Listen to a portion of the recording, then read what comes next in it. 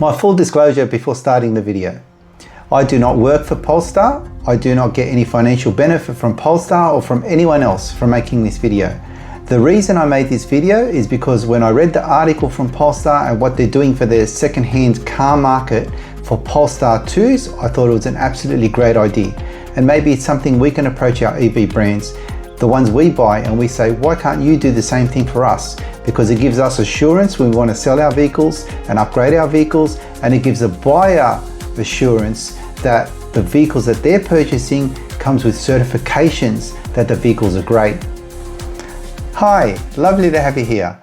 Welcome to the Electro Revolution channel. My name is Michael and I'm a car and tech enthusiast. Today we'll be discussing an article I found quite interesting, released from Polestar on the Polestar 2 and their pre-owned program. Now I'll first describe what the Polestar 2 is if you don't know, and their pre-owned program. I hope you like this video. Now if you watched the previous video where I compared my experiences of owning an EV versus owning an ICE vehicle, at the end of episode 4 I had a thing called arguments against EVs. One of those arguments against EVs was resale values, and another was battery degradation over time. Now, I know how to take care of my battery.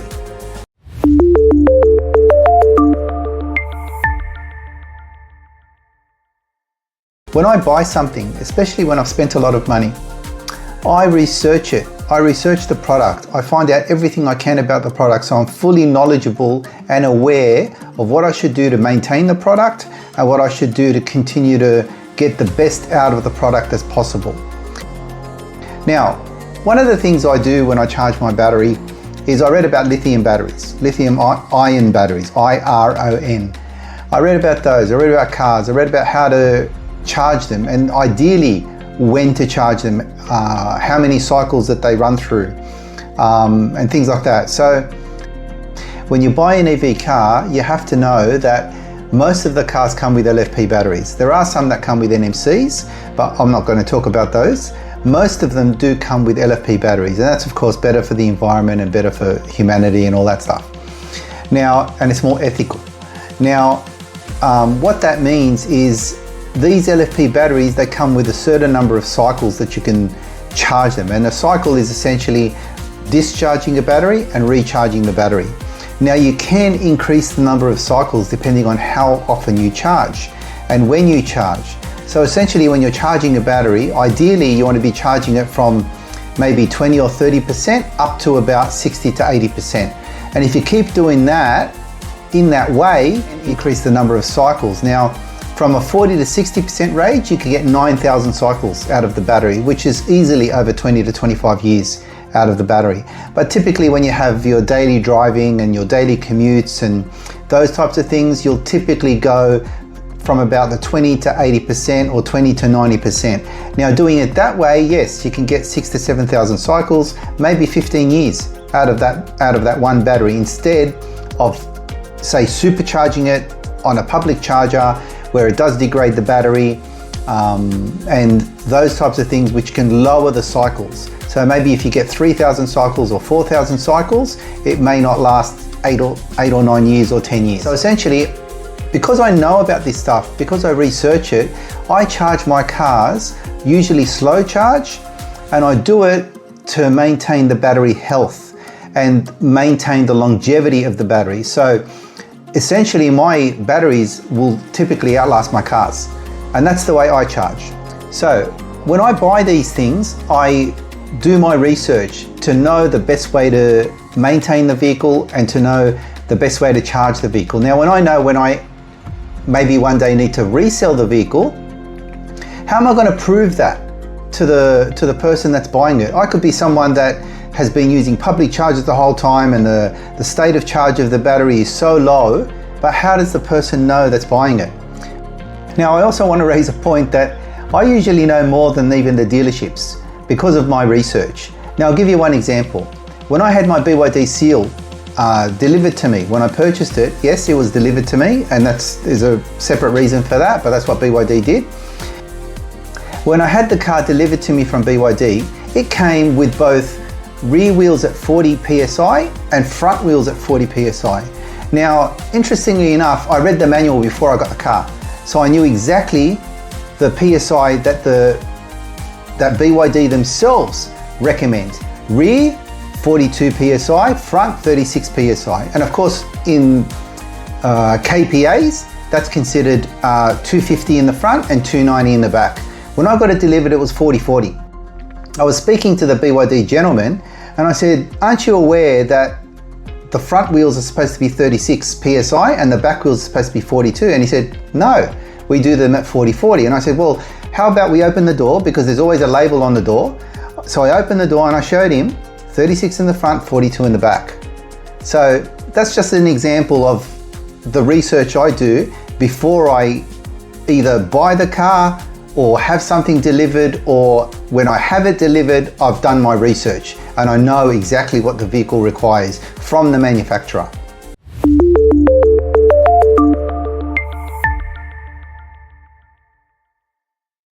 So now let's give you just a little bit of history on Polestar, because if you don't know about that particular car brand, it's actually a high-end car brand.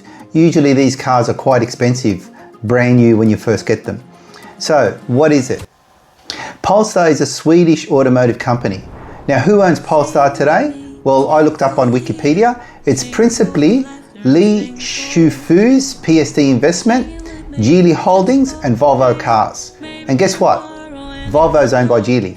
So the large majority or the principal owners are essentially the Li Shufu's PSD Investment and Geely. In 2015, the Polestar brand was acquired by Volvo Cars. When Volvo purchased Polestar, they made it an EV-only manufacturer, and that was since 2017. In the UK, Polestar Automotive Holdings UK plc is an entity jointly formed by Volvo Cars and the Geely Holding Group. So essentially, Polestar is a Geely company.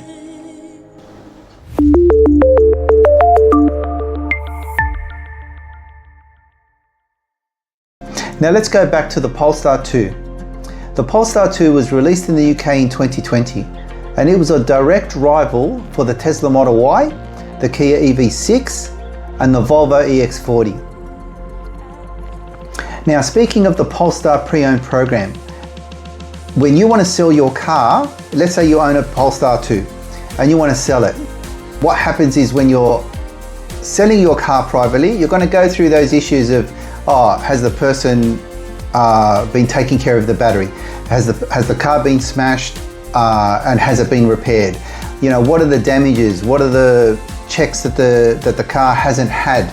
These are all things from service books and things like that, which gives a little bit of assurance to the buyer of the second-hand vehicle, right? That, okay, I'm buying a car that has been taken care of properly. Now, the Polestar pre-owned program, what that does is it has independent certifiers. What that means is Polestar themselves get it certified independently that the car has met certain checks. Now, I'll go through these checks later, but what that means is when you're buying a pre-owned vehicle directly from the Polestar website, you know that it's gone through all of those checks. You know that you're getting a quality vehicle and it's completely transparent. If it's got issues, Polestar will show you in the report that there's issues. If it's got battery problems, they'll show you the state of charge, the percentage of battery left. Now, people could be apprehensive about buying a 5-year-old vehicle because when this car was originally released, it was released in 2020. People want to sell the Polestar 2 so they can then upgrade to the Polestar 3 or maybe the Polestar 4. Now, they've got options. They can either go the route of private sale, where there's a bunch of unknowns for the buyer, and then they'll have to likely reduce the price that they receive from the buyer, or they can go through the program that Polestar offer. And that includes many checks, hundreds of checks that Polestar do independently, and they certify the vehicle and they provide transparency to all the mechanics of the vehicle, the state of charge of the battery, the percentage of the battery, whether the car has been in an accident prior and it's been repaired, and those types of things. They do all of these checks on behalf of the seller. So when they do go ahead and have a buyer, then the buyer knows exactly what they're buying because it's been independently certified. How good is that? that takes away one of the things that's the most apprehensive thing about purchasing a second-hand vehicle is, did the owner take care of that vehicle? I would love to know that on a BYD I'm buying, or on a, let's say I'm buying a Tesla, or let's say I'm buying a Kia, or I'm buying any other type of brand. I would love to know, whether it be an EV vehicle or an ICE vehicle, I would love to know the history of the car and whether the person that owned the car has actually taken care of it like I would have taken care of it.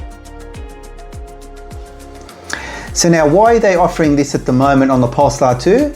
Because a lot of people are now upgrading from the Polestar 2 to the Polestar 3 and the Polestar 4. So what this means is more and more of these Polestar 2s are coming out on the second-hand sale. People that want to purchase a Polestar 2, they don't have to purchase it on the original price that it was originally released in 2020. They can purchase it with a certification that it's a quality vehicle at a much reduced price. And if you've ever driven a Polestar 2, they are actually very, very good cars. Now, let's go through some of the things that Polestar themselves do.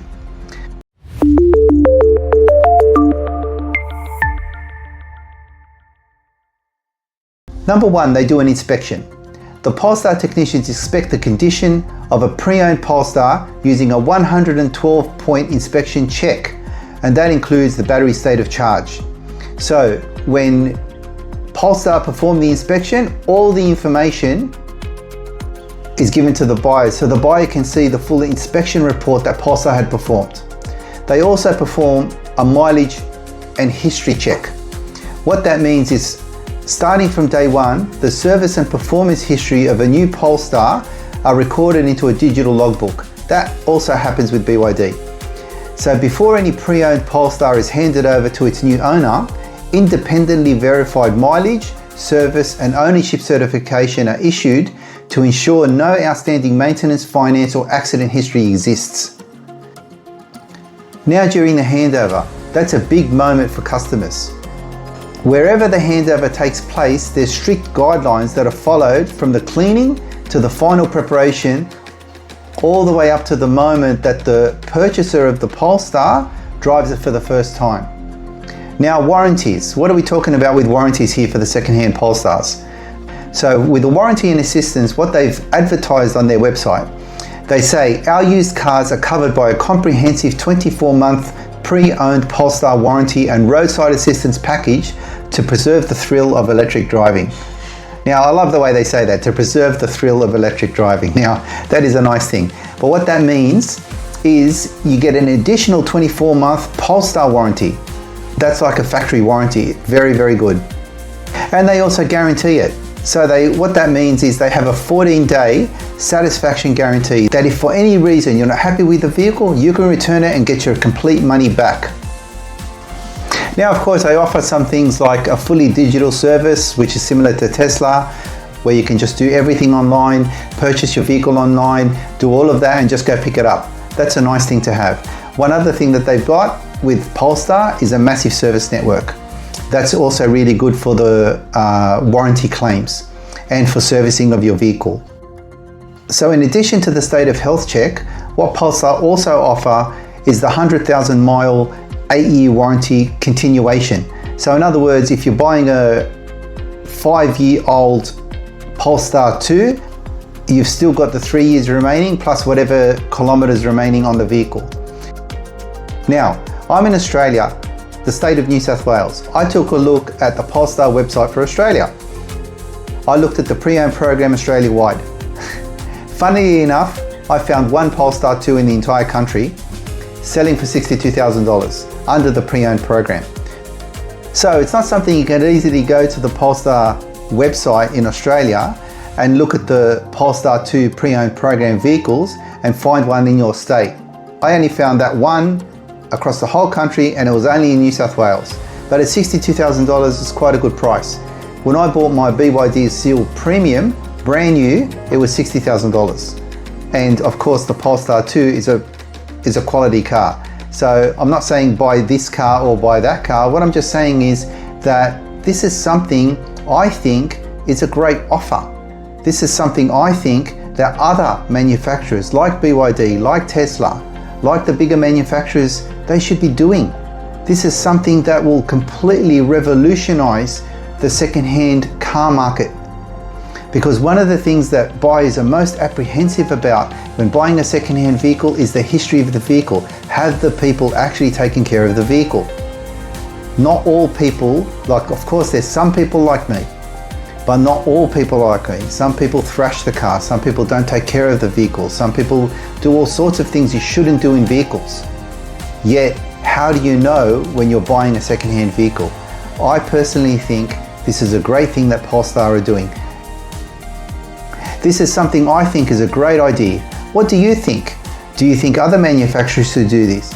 If you think the EV brand that you own should have a similar policy when you want to resell your car, instead of reselling it privately, where sometimes it's good. I'm not saying anything about reselling privately there, but this is a great option to hand it over to the manufacturer, get it certified, and easily sell your vehicle. And of course, I'm sure they will get a commission or something like that, but that's fine too, because that takes away the one-on-one interaction between the seller and the buyer, where the buyer trusts the Polestar company because they've already owned a Polestar, or maybe they're new to Polestar, but they trust that the Polestar company has certified the car that they're buying.